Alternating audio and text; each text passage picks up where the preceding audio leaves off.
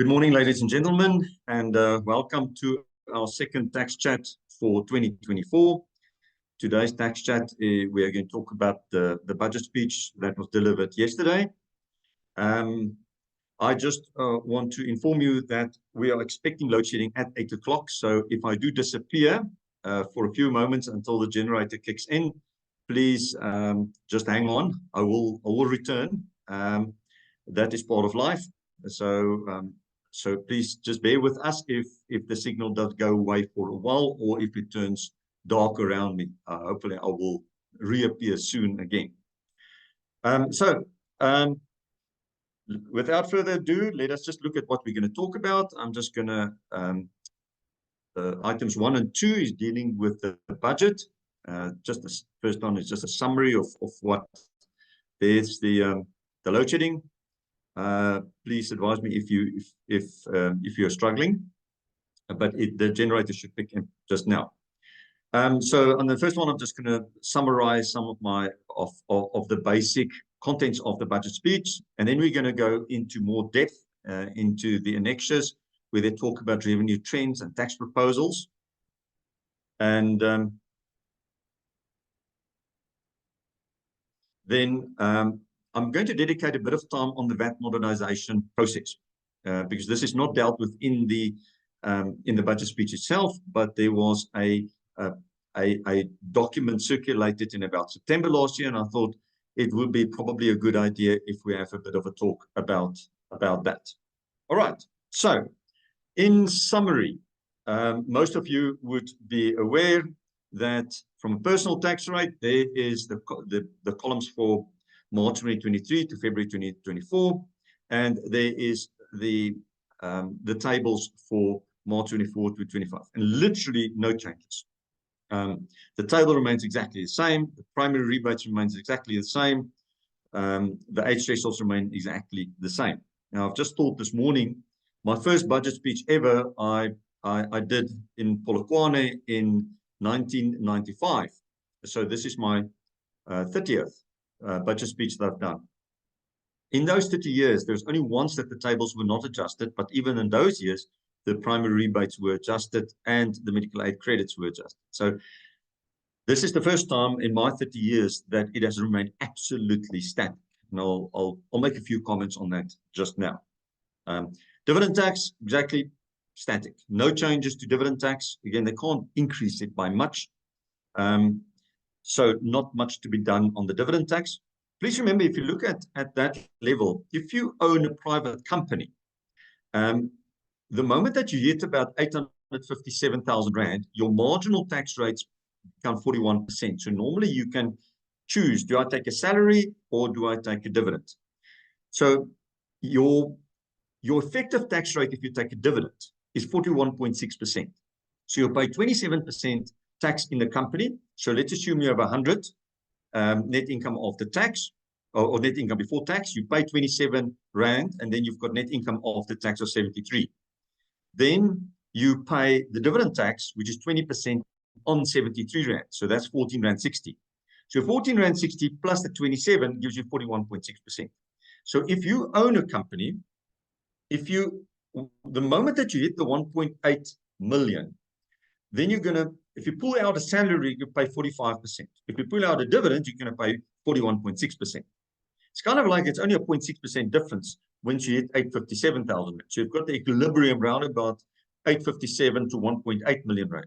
Before 857, it's clearly to a benefit to take a salary. So generally, you would, if you want to extract profits from your company, you take a salary up to about 1.8 million Rand, and thereafter you take a dividend. All right, so that gives you 41.6%. Now, many companies, so I've got a client, and literally the day before yesterday I went to see the client. He's 65 years old. He is still running the company. He's already bought a house in Mauritius. He's planning to move there.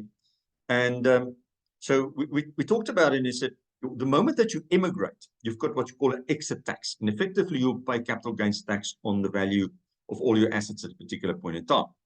So we're debating about what's good or what's not good. But if you think about it, I said to him, you know what, just bite the bullet. Just bite the bullet and immigrate to Mauritius. You'll pay your capital gains tax now, but thereafter, through the DTA between South Africa and Mauritius, as a natural person, you're only going to pay 10% dividend tax. You're saving 10% already. So then your effective tax rate drops from 41.6% to you're going to pay 27%, plus then 730, which will give you 34.3%. So you drop your effective tax rate from 41.6 to 34.3%. So once you're a non-resident, even though you own the shares in South African entity, once you pull the dividends out, you're immediately dropping from 41.6 to 34.3%. And you don't pay estate duty tax either. So a lot of people are actually doing that. But the question is, why should you leave South Africa when this is such an absolutely beautiful country?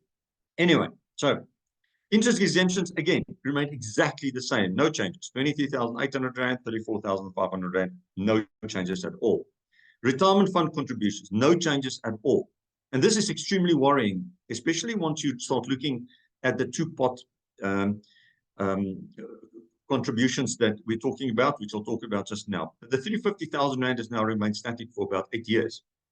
27.5% is okay, but it's a limit of 350,000 Rand. We are not encouraging people to provide for their retirement. And that means that our old age social grant is 107 billion Rand. It is a massive amount, because why are we not encouraging people to retire? Also, as I said, medical and disability expenses, no change. This is the first time ever I've seen that that little 364 Rand credit and 246, no change at all in the medical and disability. The others also no change. Value-added tax remains at 15%. Transfer duty, the table remains exactly the same. Estate duty, the limits, everything remains exactly the same. Donations, exactly the same. So, bit of good news, there's no fuel levy. But we'll talk about that just now as well. And the road accident levy has also not changed. So, fortunately, that has not increased.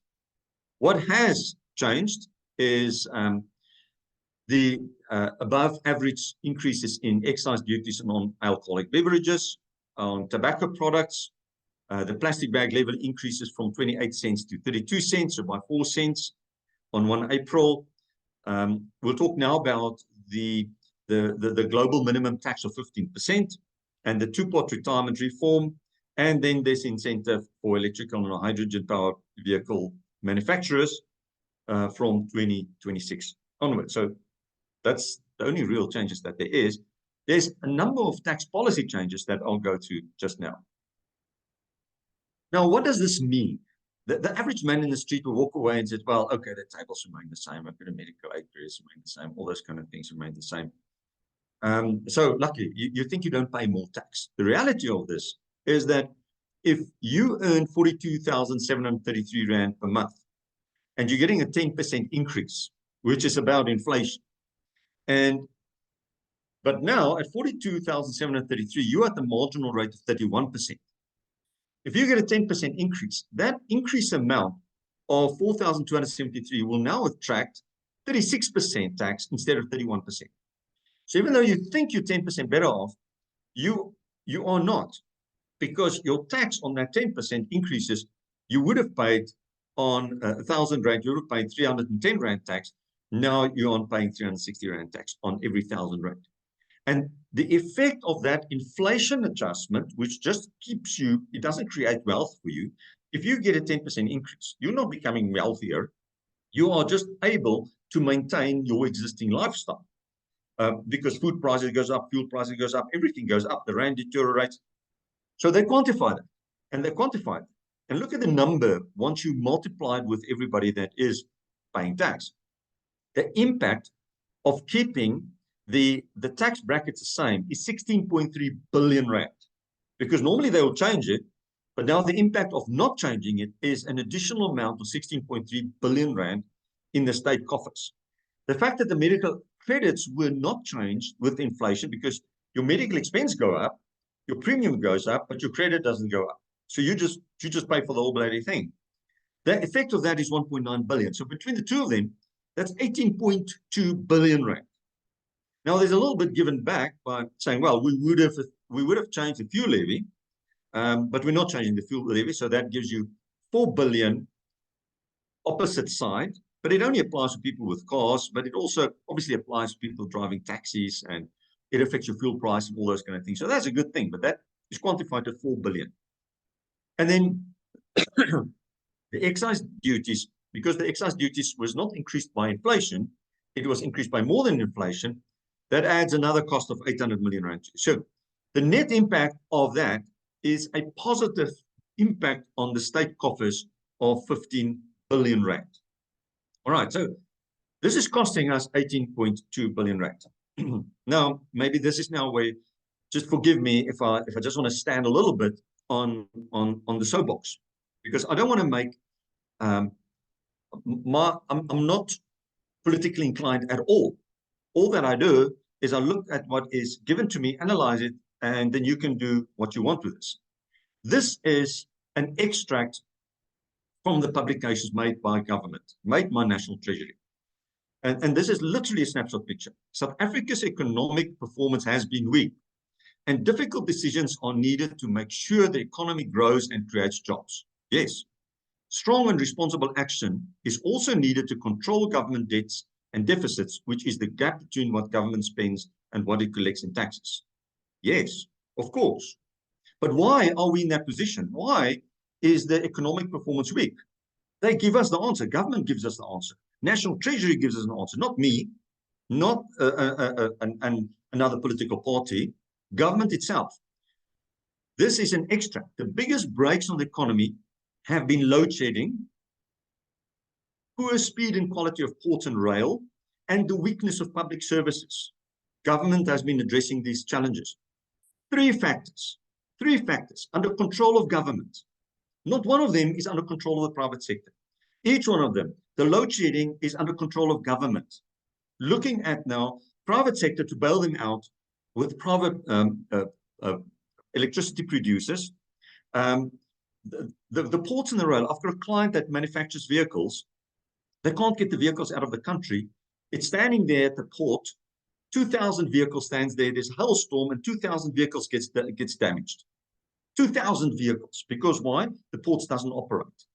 Now, the global investors are looking at this and saying, why the hell should we now invest in South Africa? Because if we invest there in manufacturing, we can't get the stuff out of the country to where it's needed. The fresh produce is getting fraught on the ships. It can't get out. It's a massive, massive problem. And government is acknowledging that. So then in this, government says, well, strong and responsible action is needed to control government debts and deficits. Now, maybe we are in an election year. So maybe I suggest that strong and responsible action is not only required for government. It's required from voters to ensure that a government is elected that will not have to admit after 30 years that their administration has been the biggest break in the economy. I'm not saying that. They're saying. So they are acknowledging that government is the biggest break on the economy. Load shedding, poor speed and quality of ports and rails, weakness of public services. So this is a public admission. It's just funny. It's public admission. And I've taken out other things from what government itself is saying. The social wage accounts for 60.2% of non-interest spending. That covers community development, employment programs, health, education, and social protection. Now, obviously, you need to spend money on health, you need to spend money on education. But in the 30 years, name one university that have been created that is on the same public university, that's on the same standard than a WITS or a UCT or a Pretoria or NWU or any one of those. There's not one. There's not one. So in 30 years, the youth has been let down, okay? And because the youth has been let down, the unemployment doesn't change because government doesn't create an environment for employment. Government is not there to create employment. Government is there to create an environment within which the economy can grow. And once the economy grows, people will have more money. And without a growing economy, you cannot address inequality. You cannot address unemployment. You cannot address poverty. It's just as simple as that. So when you look at that, then you say we are having more and more people dependent on government grants and more a burden on the few left that are in employment. Because it's just totally skewed. And this again, finally, government will set up efforts. They'll set up efforts. What?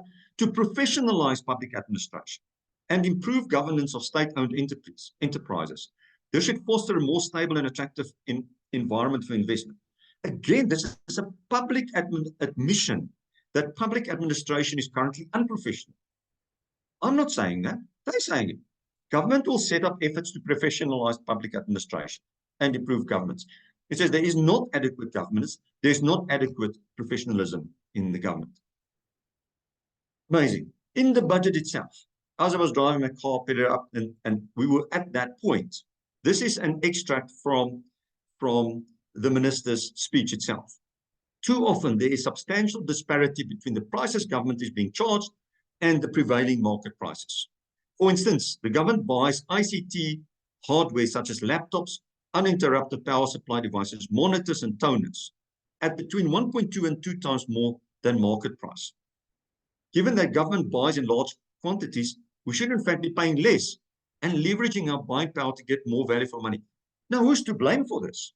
I mean, even me, if I'm going to buy a laptop, I can go and take a lot and go and Google and say, okay, well, I want to buy an HP. What's kind of like the market price? I'm not going to pay 1.2 to 2 times the price. No, that's the price. So it's easy to benchmark it like you can believe. But my clients are subjected to increased transfer pricing and all of those kind of things. Government can't do their own transfer pricing. They can't do their own market price. Who is to blame for this? It's not the private sector. It's not the person who sells the stuff to them. It is government who agrees to pay 1.2 to 2 times. So the frustration, I think, of the general public out there is growing and growing and growing. And government is acknowledging guilt publicly in their documentation. They said, you know, give us more money, because what are we doing? We're paying 1.2 to 2 times more for our equipment. Madness, absolute madness. Give us more money, because, you know what, we're not professional.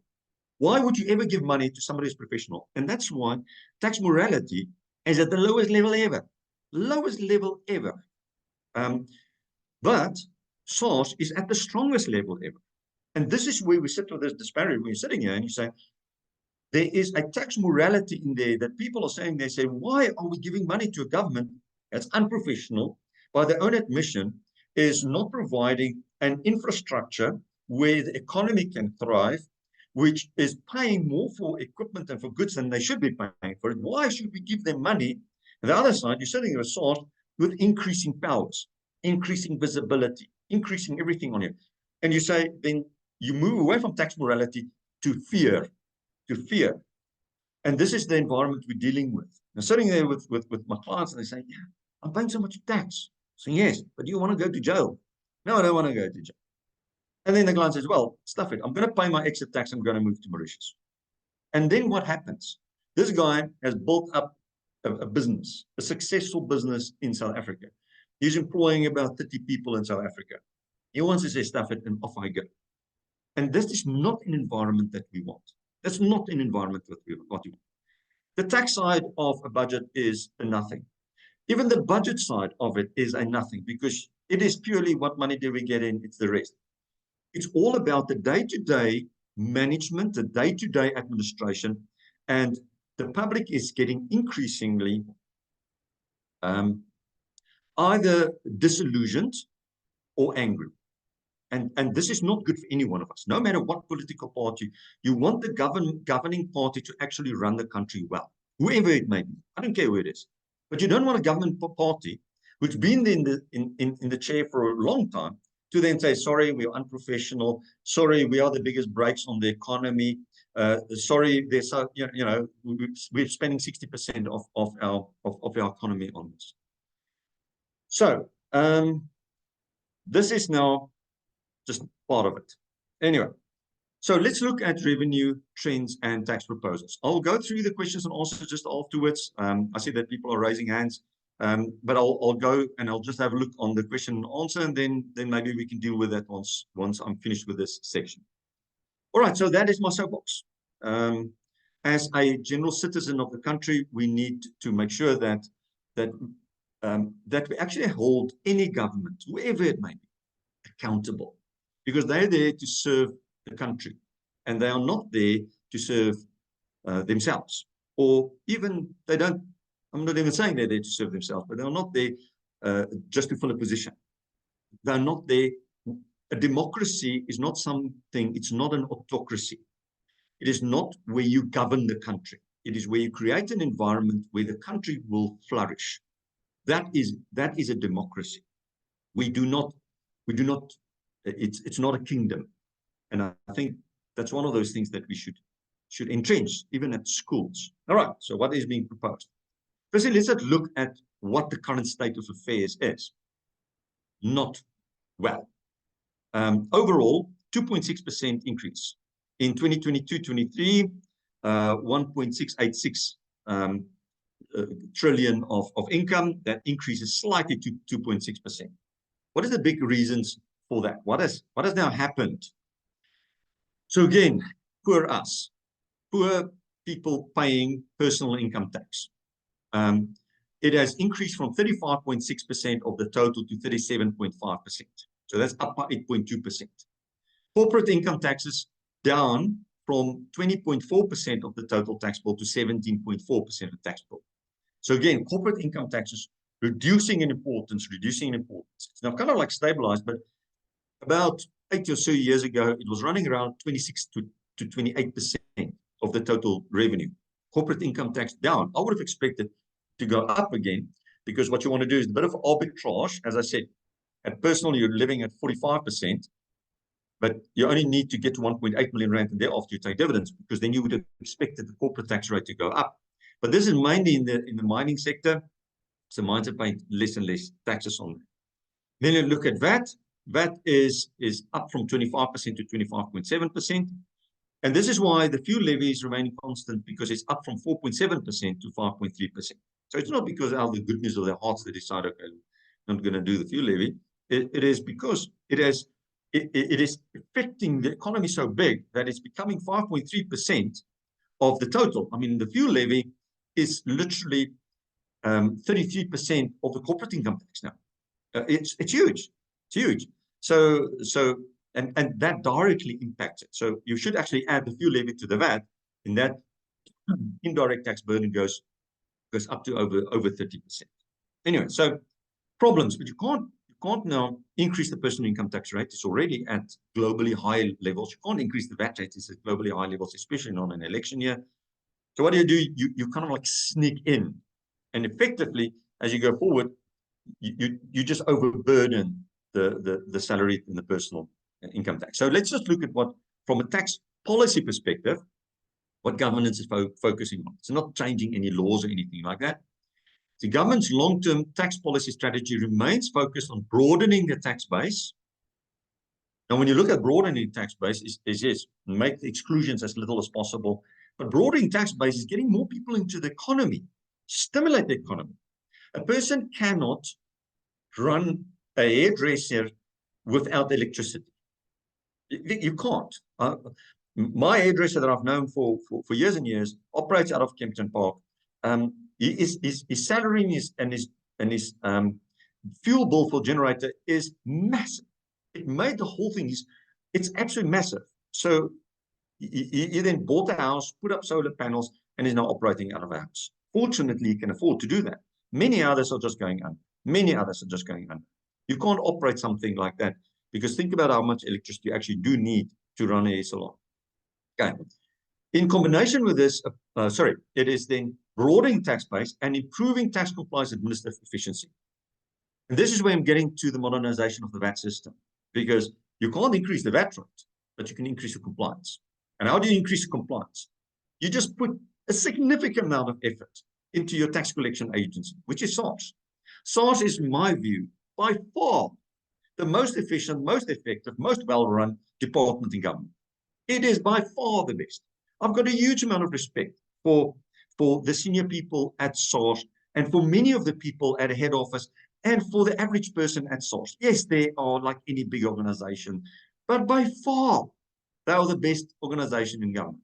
If every operation will operate like at 60% of the efficiency of SARS, we will have a well-run country. Now, they're increasing it more and more and more. Why? because that's where they can scrounge the money up. All right.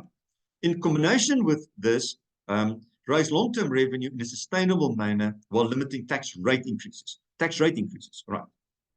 Now we're going to talk about the introduction of global minimum tax rules. Now, this is where the two-part retirement reform comes in. What is the reason for this? People are being retrenched. 2,700 people losing. You hear about it on the news. 2,700 people being retrenched at that place. 5,000 people retrenched at that place. Prices increase, fuel increase, food increases. Now, people are sitting there, and then they go and borrow money from money lenders. And they get extorted. I'm saying extorted, but extraordinary because it's unsecured lending. So somebody will be earning 10,000 Rand a month. He needs 5,000 Rand just to make ends meet, maybe a funeral, maybe whatever. So he goes and borrows 5,000 Rand. He borrows it over 6 months. At the end of the 6 months, he pays back 8,000 Rand. Literally. That's what. So they say, well, instead of going and doing that, just access your retirement. All right. So from September, what's going to happen is there will be a starting point, and then from there on, two-thirds will go into a fixed one. You can't access that. The third you can access again. So effectively, so we are discouraging people for contributing by not changing the 350,000 Rand one. And now we're saying to people, well, if you contribute, you still can get the tax deduction, but you can access it again. But when you access it, you're going to pay full tax on it at your marginal rate. So you get a tax deduction and you access that third. And my question, when I look at this, over time, look at that, old age grant already 107 billion Rand. If people are accessing their money for emergencies, what will happen with that number over time? Yes, it's creating access to money for certain individuals, but is that wise? You get retrenched at 40, 45, 50, and now you go out, you take a third of your money out in order to buy a new car, to whatever. It's difficult. It's difficult. I'm not sure. Yes, it's still your money, but all that happens is that old age grant is just going to go through the roof again. But that's not a problem of the current government. You've got to have a long-term view on these things. All right, there's incentivization for local electric vehicle production. Initially, when I heard it, I thought, what the hell? But this is for production. Globally, there is a move away from internal combustion engines. And what government wants to do is for these global companies to actually move it to South Africa. And that is for hydrogen-powered vehicles, electric-powered vehicles. And it's not for us, the incentive is not for us to drive in those vehicles because we don't have electricity and we don't have the hydrogen infrastructure. But it is to create an incentive so that the global companies can actually build the vehicles in South Africa. That will help us nothing if the ports doesn't work and the rails doesn't. So good luck with that one. Rather spend the 500 million Rand, and not that that's going to go a long way in fixing the ports and fixing the railway. Good news, the learnership tax incentive, everybody was very concerned that it will come to an end this year. It's been extended to 31 March 2027. Again, I'm very pro anything dealing with education, exceptionally pro to that, because the only way we can get our country out of the drag is by making sure that our youth get employed, that they get knowledge, that they get wisdom, and that they get access to education. All right. So this is the global minimum corporate tax rate. There was two pillars. The one pillar is reallocating your profits. So currently, everybody works on a source-based. So if you are Taylor Swift and you sit in America and you write a song and then you sell that song in South Africa electronically to your iPhone or whatever, then she doesn't pay a single cent of corporate income tax in South Africa. The producers doesn't pay a single cent of corporate income tax in South Africa. The same thing if you write a Harry Potter book and whatever. So you only get taxed on your source income in South Africa. Now, what this does is to say, but hang on, no, we've got to have a shift from thinking, because source is not that important anymore once you start looking at taxes. Source of income is not important at all, because the world has changed. Where you sit means nothing. You can sit in Mauritius and still manage a company in South Africa. No problem at all. That you can do very easily with technology. I'm sitting here, we've got 250 participants here. I might be sitting in Mauritius now, I might be sitting in UK, you won't even know that.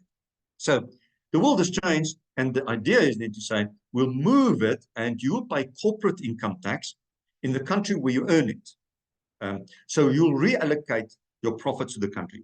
That's going to be difficult. That's going to be difficult. They've tried to do it through registering electronic services for VAT purposes and so on, but it's a move of the corporate income tax.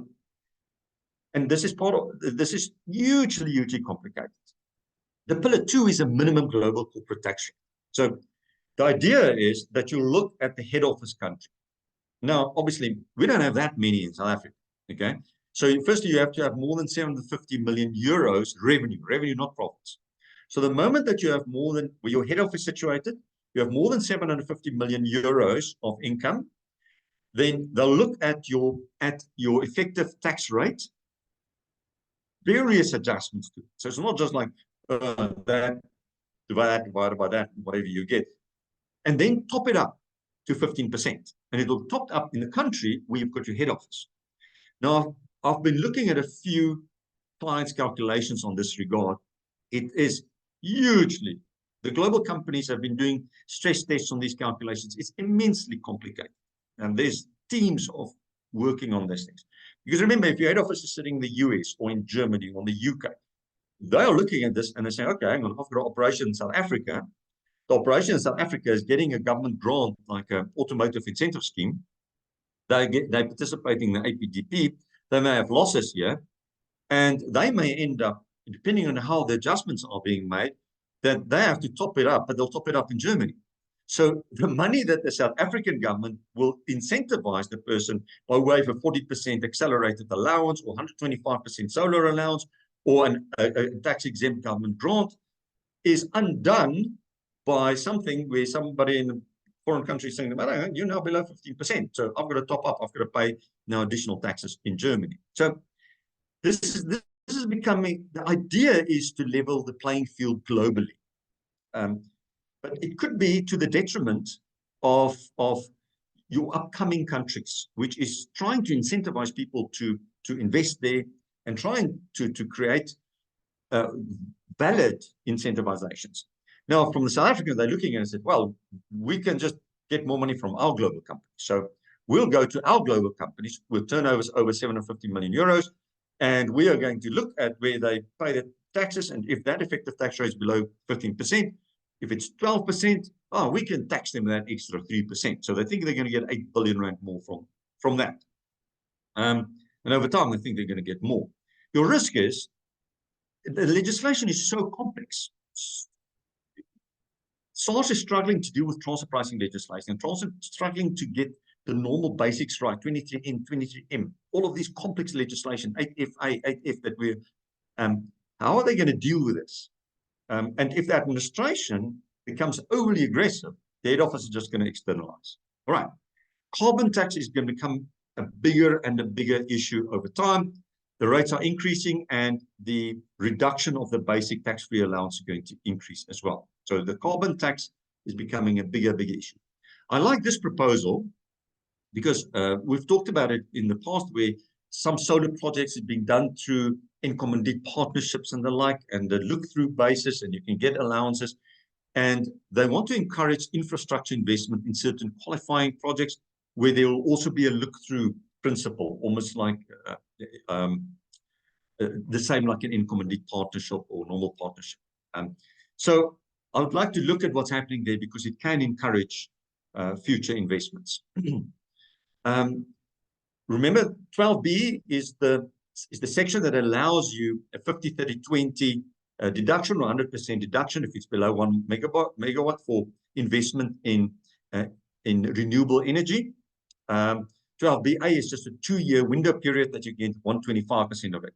They're looking at then amending 12B, and then once 12BA is then finished at the end of March or end of February 2025, then 12B will kick in again, but 12B should be more friendly. And I think that is, again, a good thing. The interest limitation rules. So there's a lot of limitations where when you pay interest to an entity that does not pay tax on it, then your interest deduction is limited in terms of 23M to a formula-based. It's based on your adjusted taxable income, multiply number and multiply number. The idea is that if the person who lends money to you is sitting in a foreign tax jurisdiction and they'll never pay tax on it. They don't even pay withholding tax. But now there's unintended consequences. In a South African environment, where your holding company is a public benefit organization and the interest is passive income, it will apply. 23M will apply.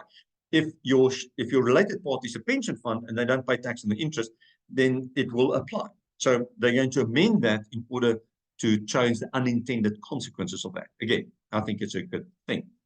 The employment tax incentive scheme, legislation came in over the past 3 years or so to avoid the abuse of it. So what people were doing, they were effectively embarking on illusionary transactions.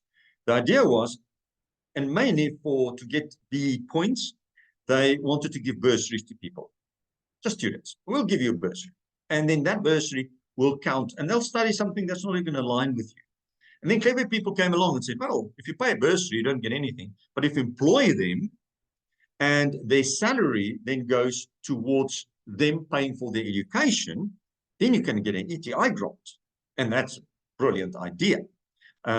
So people were doing effectively illusionary transactions. Illusionary transaction, you call somebody an employee, you enter in a contract that calls an employee, but the true relationship is not, he's a bursar.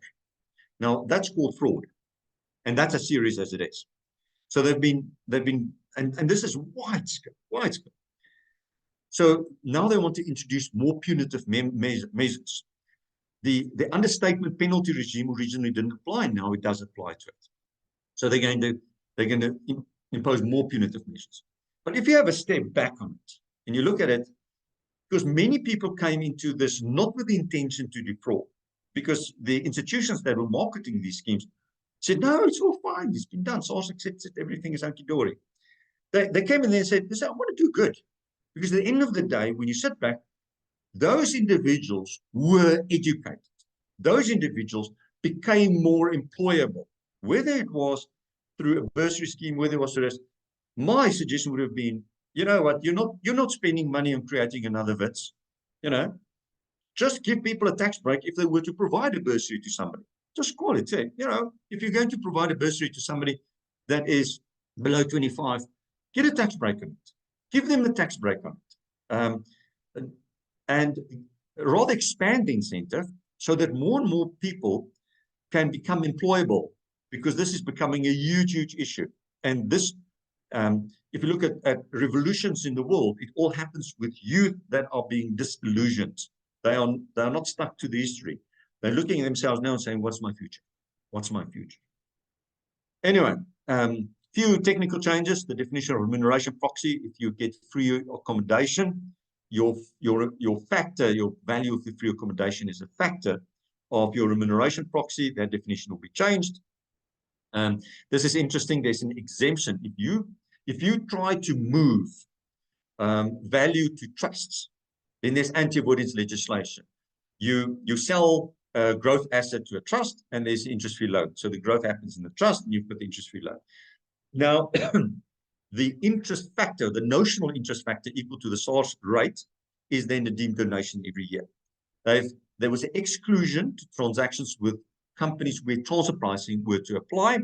But many cases, the transfer pricing, if you were to lend money to a Japanese company or whatever, it would be much lower than the SARS official interest rate. So now they're going to expand it that even if the transfer pricing is an amount, the question comes in, if you've moved value across, you will still pay donations tax on the difference up to the SARS official interest rate, even if a benchmark rate is lower than the SARS official rate. Changes to the definition of connected persons. Many people are now investing in solar projects, energy renewable projects through income and deed partnerships. Now, because you're an income and deed partner, you don't even know the other person. It's an undisclosed partner. It's effectively a share that you have, because your liability is limited to the amount that you put into the company.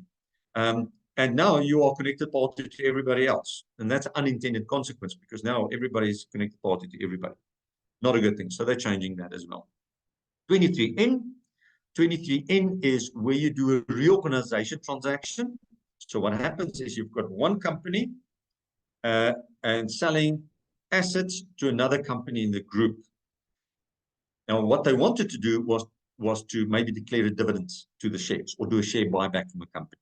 So if you're going to borrow money and you're going to use that money to do a share buyback, then the interest on that borrowing is not tax deductible. So what they do is they say, okay, we've got assets here of 50 million. Let's sell the assets to a group company on a tax neutral basis using Section 45. So we sell it across using Section 45. Now there's a loan account of 50 million rand. The company borrows it. They go to the bank. They borrow 50 million rand. They borrow the 50 million rand and they pay the 50 million rand to the seller. That seller uses that proceeds to buy back shares. Now, this company at this side, he can now get a tax deduction because you have borrowed money in order to buy income producing assets of 50 million rand.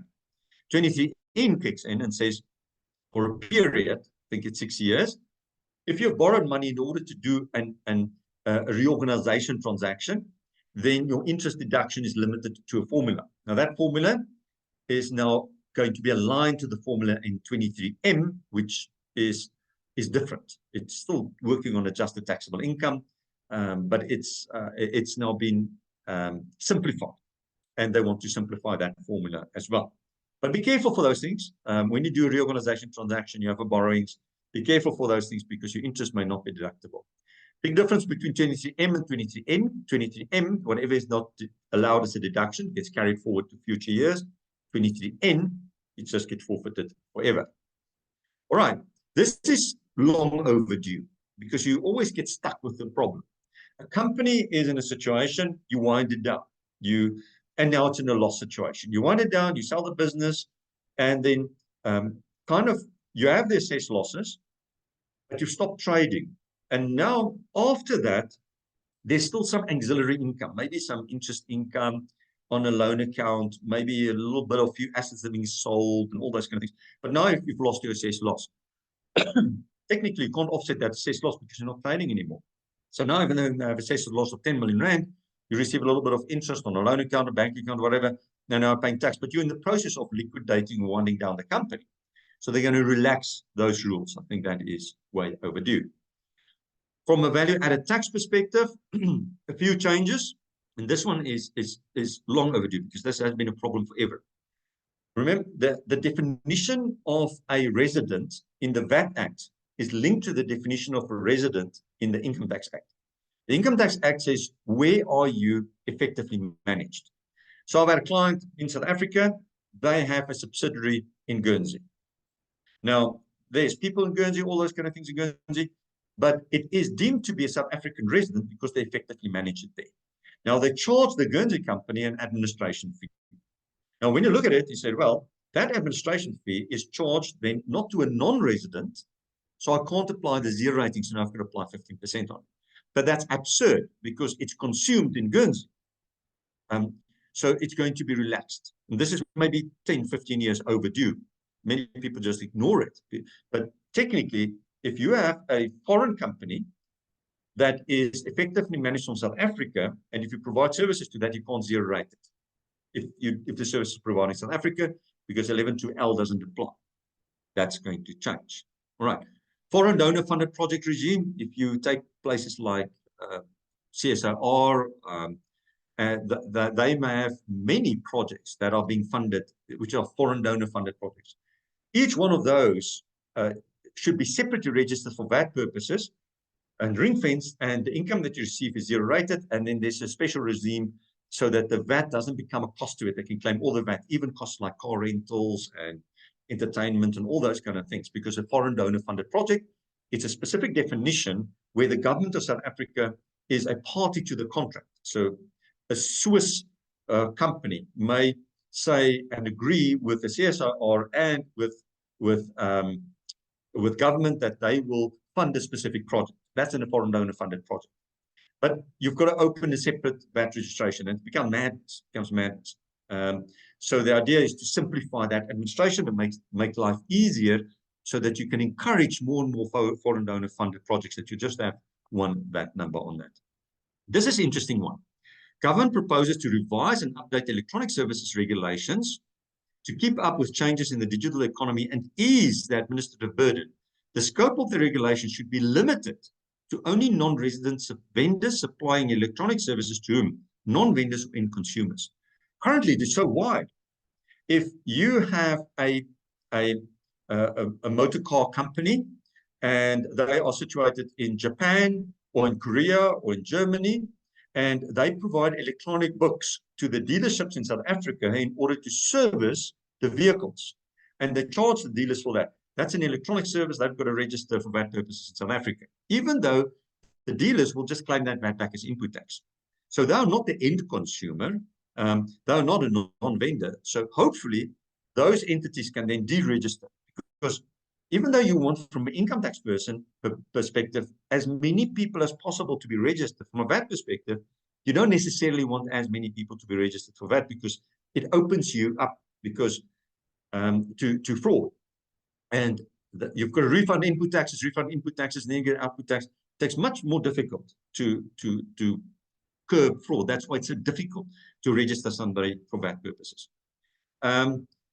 The special dispensation for VAT in the gambling industry, which has been dealt with through Section 72, is now going to be brought into the Act itself. Same rules would apply. Now, this one is concerning me. Let's read what they say. Prescription period of input tax claim. To ease the administrative burden on both taxpayers and SARS, it is proposed that the VAT Act be amended in relation to the tax period in which past unclaimed input tax credits may be claimed. To ensure ease of audit functions and clarity of returns in this regard, it is also proposed that the Act be amended to clarify that such deductions be made in the original period in which the entitlement to that deduction arose.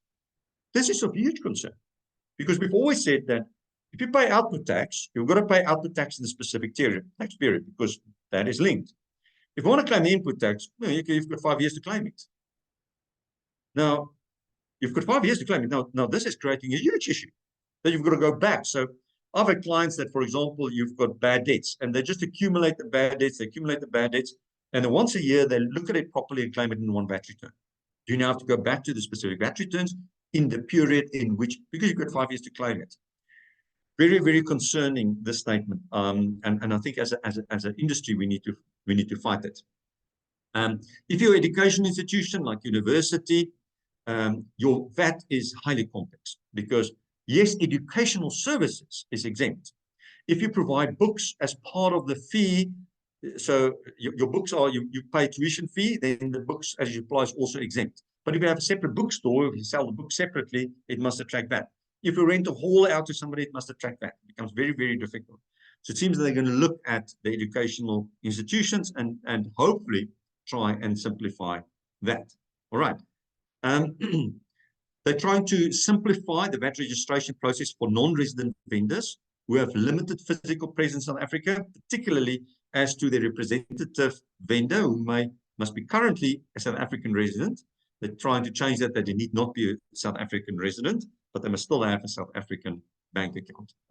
If you are liable for VAT in imported services, you're a bank and you pay an entity for electronic for an imported services, advice, anything, you will have to pay output tax to the extent that you're using it to make non-taxable supplies. From a timing perspective, you must do it within 30 days of the earlier of the receipt of an invoice or the date that you make any payment. Problems, often what happens is they issue with an invoice, but you only actually receive the invoice a month later. So the date on the invoice, now how do you know when you've received it? So they're just going to extend that to 60 days, because sometimes the practical purposes is you don't, when you get to that, you say, well, I have 30 days have already left, but I've not yet paid it. All right, under the ADR process, currently the ADR process, it kicks in, you do an objection gets denied, you go and appeal, and then you say, yes, I want to go the ADR process. Only at the appeal process. They're thinking about bringing the ADR process down to objection process. We can have a long discussion about the ADR process as well. Does it work? Does it not work? Mixed results there. It all depends on whether the facilitator actually prepares properly or not. All right, so I want to spend the last 10 minutes or so, and then I'll look at some questions. The VAT monetization. So there's a publication out on 8 September 2023. Now, this is going to revolutionize us. And if you're going to do something, get that paper, read through it, and see how it's going to affect your business. So what is the intention? What is the whole intention? When SARS does a VAT review, They are like this person, walking around with a little flashlight and trying to focus on something. So when VAT reviews gets performed, they go and they say, okay, give me a list of all your VAT reviews. They go and look at, do you have tax invoices? Okay, and then, but you don't know whether it's hide or not hidden. You don't really know what's going on. So what do they want to do? They want absolute visibility. But currently, they're just walking around in a dark room with a little flashlight, and they say, okay, I'm going to focus on VAT on entertainment, on VAT on importation, VAT on exportation. Give me a list of this, give me a list of that, give me a sample of 20 items. When you've got millions and millions and millions of transactions. I've once done a due diligence on a company, and the transaction that they did was credit bank, debit VAT. And what they bought was a Ferrari. So SARS is the proud owner of a Ferrari. And the amount was so big that SARS didn't pick it up. The cost of a Ferrari, which is several million rand at that point, just got hidden in the bigger list. So the forensic department actually picked it up. And they asked us what was the tax implications. Well, obviously, it's fraud. It is everything that you can think about. But if we didn't pick it up, the client would have gone away with it. SARS never picked it up. So the idea is to have technology providing absolute visibility. Now, if you just think about that, the compliance side of this will increase. I think it will, where we're currently at 15%, to achieve the same result as what you'll achieve out of doing this. You would have to increase the tax rate to 20%, maybe even more, because I think the VAT fraud is as big in the world or in the country. So go through this as a framework. So and we are moving in a 5-year program. What are they looking at? So let's take a few things. While VAT is the second highest contributor to the revenue collection for SARS, we said it's 25%, 25% total taking. Its modernization has largely not progressed over the past decade in comparison to other tax and customs. You've got a little VAT 201 form with 4 pages. One is just your detail, the other one is output VAT, a few blocks, input VAT, a few blocks, and then net result. That's the grand scheme. It is all batch-based, so there's just a bucket load of money going in there. So although the administration of VAT value chain has adopted the use of technology such as e-registration, e-filing, and e-payments, it is a tax type with the least supply chain visibility from a self-assessment perspective. This lack of supply chain visibility exposes the fiscus to revenue leakages, which is time-consuming to detect and requires frequent audits and verifications. And even with the best will in the world, they can't pick it up. They can't pick up all the mistakes. These frequent audits and verifications could potentially result in delay in finalizing the vendor liability. Now, there's more money to be had. So SARS is at the early stage of commencing its modernization of the VAT administration framework. This modernization will entail a staged approach, which will include the following. Okay, developing VAT data models, determining what's a suitable technology, collaborate with relevant stakeholders, and I'll look at that in red. Integration of vendors' accounting information system with SARS system. So your system is going to be integrated with that as SARS. And technically, it's possible. As you are issuing a tax invoice, so the whole idea is, as you're issuing a tax invoice, immediately there will be a trigger at SARS that says, you're now liable for 15% output. Immediately, as you're issuing, you can't. Now, in a place like Russia, they've got cash registers integrated with the system. You're not allowed to issue a tax invoice without it process it through that system. You're not allowed. It is illegal to issue any invoice outside it. We'll go to that point. So what happens is, as you're issuing an invoice, it'll go. As you're receiving an invoice, and as you code it as a VATable one, it will then automatically populate your input VAT account. So almost similar to an RP5. As you open your ITR 12, there's your information, or the RP6s that the banks have issued, the retirement annuity funds, your medical aid data, all of that's already pre-populated. There's no reason your VAT should not be pre-populated. So you're going to sit with your system being integrated with the SARS system, and at the end of the month, the initial phases is not, it will be as close as possible to real time. So at the end of the month, you'll get something similar to an ITR 12, partially populated VAT 201 return. Partially populated. Output VAT, input VAT, what adjustments, all those kind of things. Then you have to take that as a basis and do adjustments and get to a final number. You can see how that will change the world, because 90% of the thing will be already partially populated. You'll just have to make certain adjustments, maybe a change in use adjustment, all those things that SARS would know, internal adjustments and the like, bad debts, those kind of things. But your interaction with other VAT registered entities, your interaction with government itself, business to business, will automatically be there. All right. So they talk about the future state of VAT modernization is to receive digitally transmitted VAT data. Okay, so let's look at the bottom. Technology-based point-of-sale systems, such as cell phones and other cash receipt devices, regarded as forming part of the vendor's natural system, have the capability of transmitting VAT data to tax authorities for certain types of industries. It automatically happen. So all of that is possible. What do they want to have? What's the future state?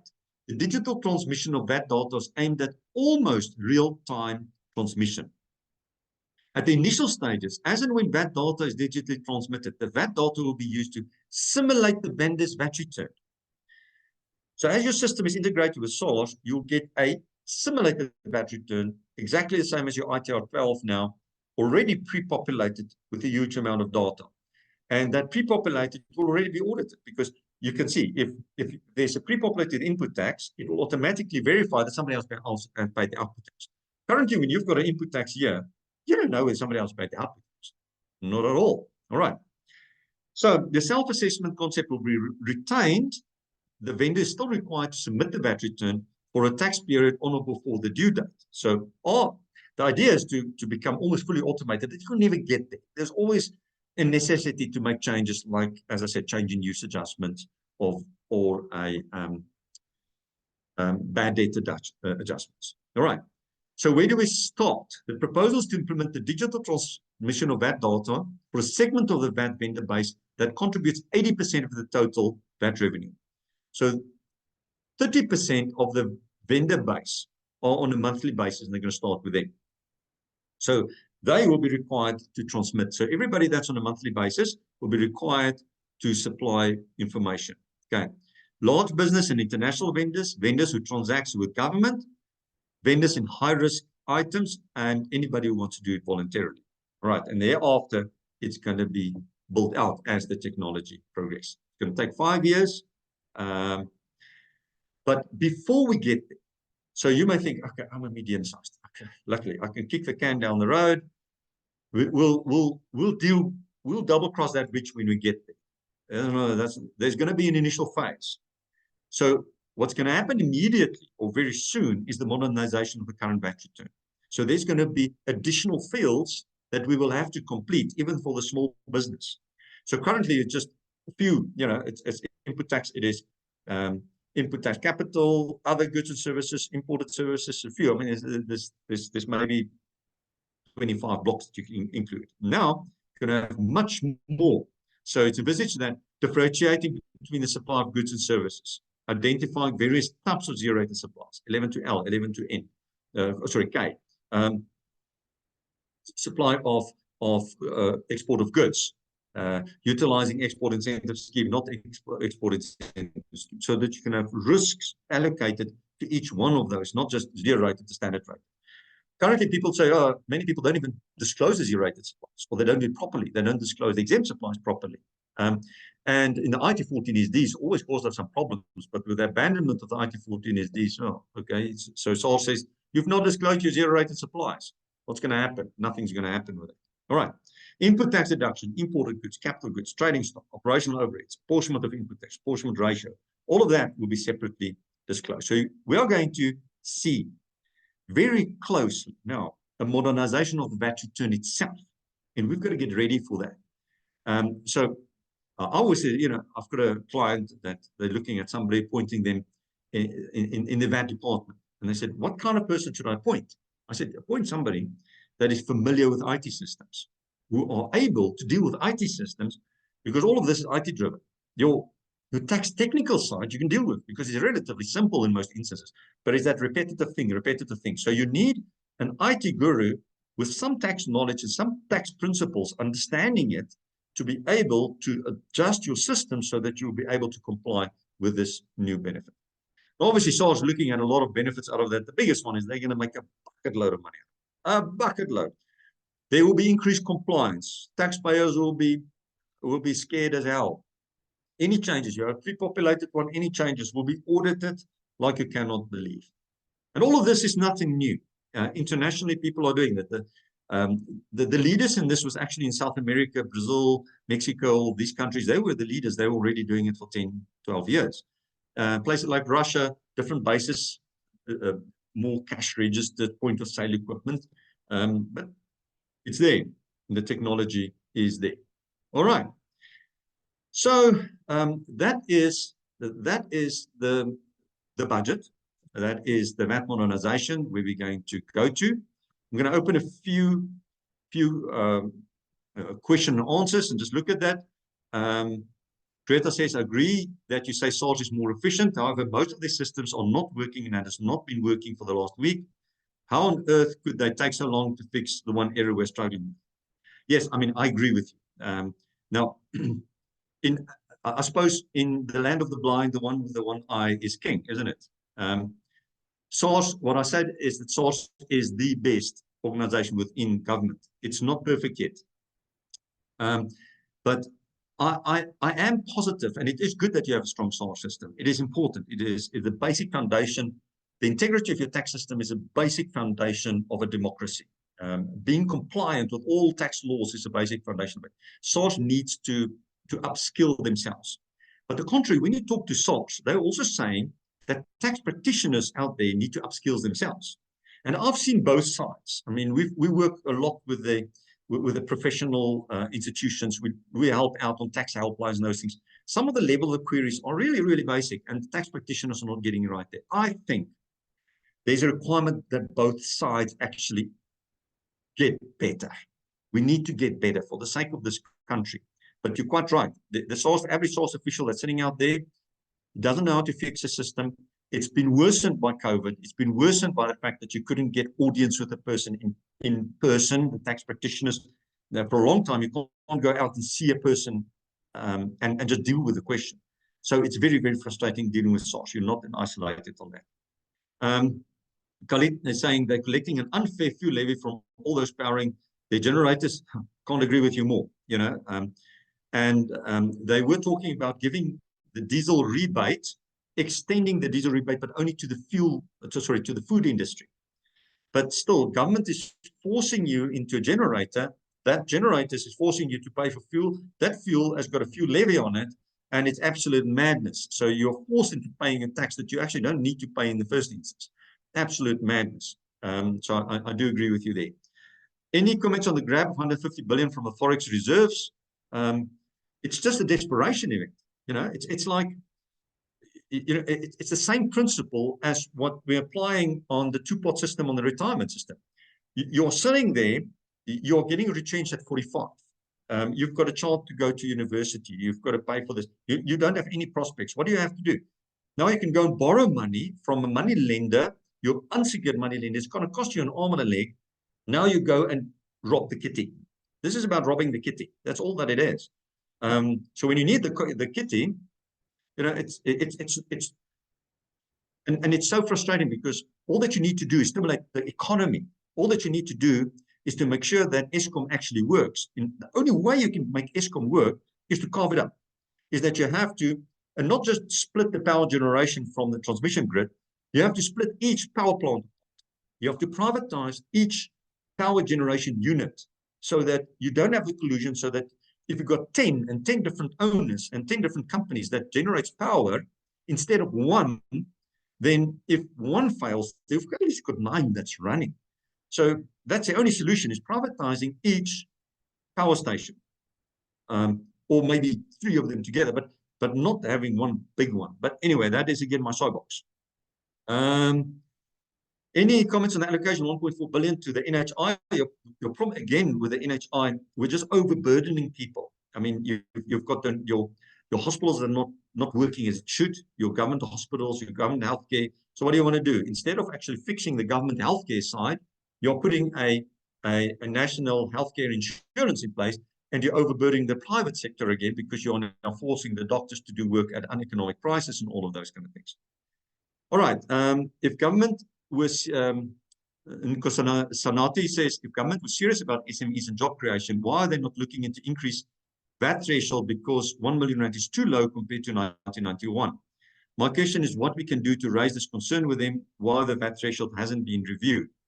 A small business VAT is a heavy burden. I agree 100% with you. There are so many thresholds that remain the same. The million rand has remained the same for 34 years.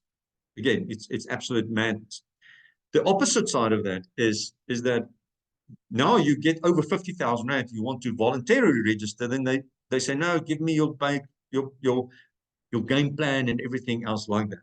Because currently, the 1 million rand is absolutely too low. If you look at an entity with a 1 million rand turnover, their profit may be 100, 150,000 rand. That person can't afford all the administration around that. That number should be about 5 million rand, very limited there. Margie said, what will the modernization of that mean for us as accountants and the work we do? Will that work fall away for us? Very good question, Margie. Your work will change. It will change. So you need to upskill yourself. There's two aspects of it. There is still a huge need for people that understands the taxes, that understands the complexities with it. As accountants, we at Kreston, we are investing quite heavily in IT capabilities so that we can assist our clients on the IT capability side of it, so that they can actually deal with that through their IT systems. We as tax professionals, I'm not an IT specialist, I can't do that, but I will go and assist clients and actually check the integrity of it on a continuous basis, make sure that the exceptions are dealt with. We're going to have much more audits. I will assist clients with the audit side of it, and it's going to be much more high value work. So you will have to upskill yourself.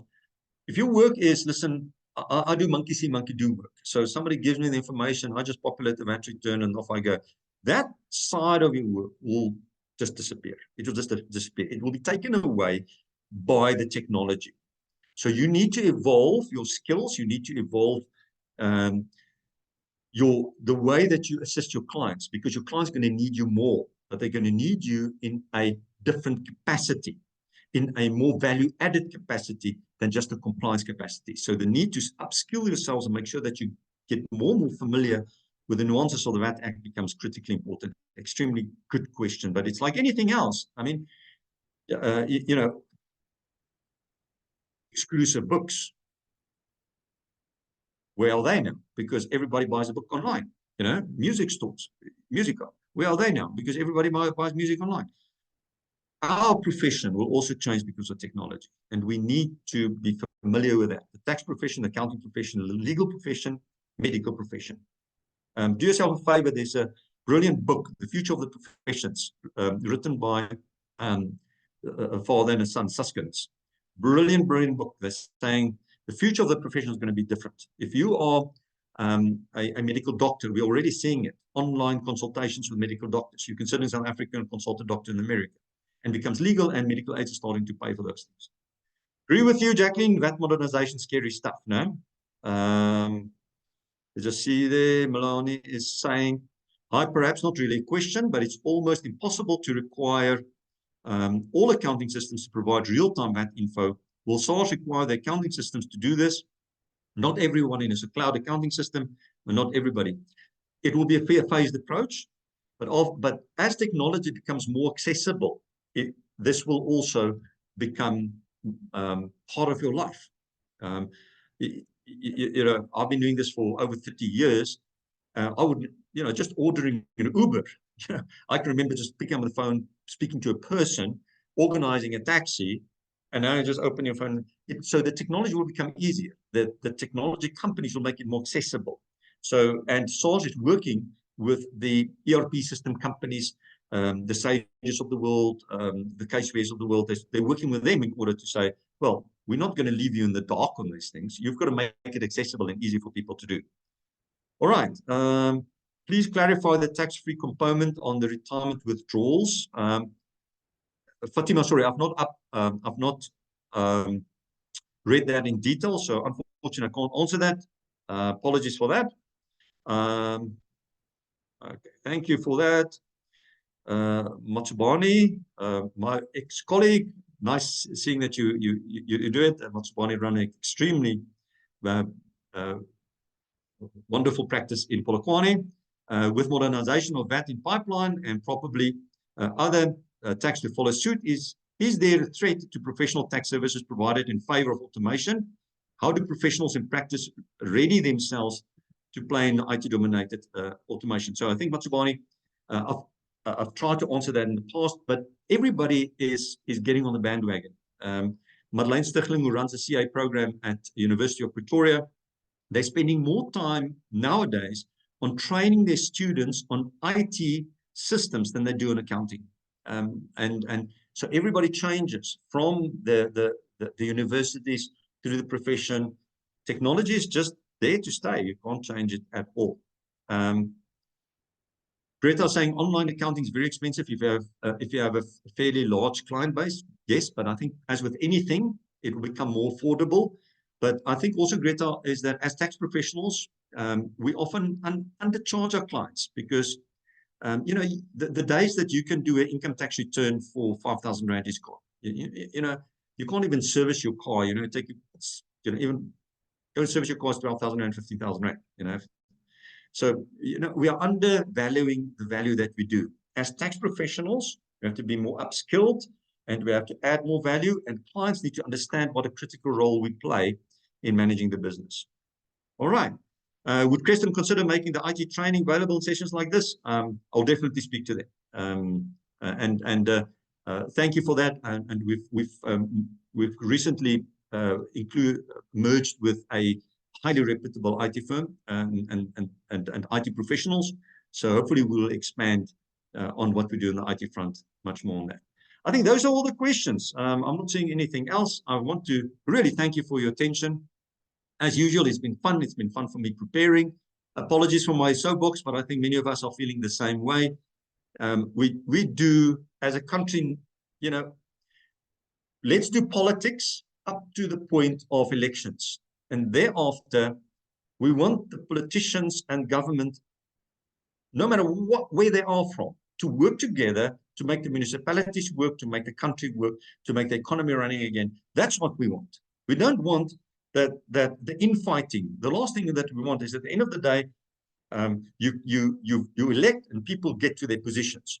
And then thereafter, there's all the shuffling and internal fighting, and all the tension goes away. Because when you know, I get so irritated with this vote of no confidence in that mayor and that vote of no confidence in that mayor and that. It's taking, you're there now to do a job. Deliver your freaking services to us as the public, you know, because we're never going to have a one-party state. So once you're there, part of your job, part of your commitment must be to work together then for the benefit of the public, because you do not rule me. No person rules me. No person rules any one of the people on this webinar. No person rules anybody of the 60 million people in the country. You are there to serve. If you don't want to serve, don't go into politics. Thank you very much. Have a lovely day, and we'll see you again next month on 19th of March. I've still got to decide the topic, but it will be fun again. Thank you so much. Goodbye.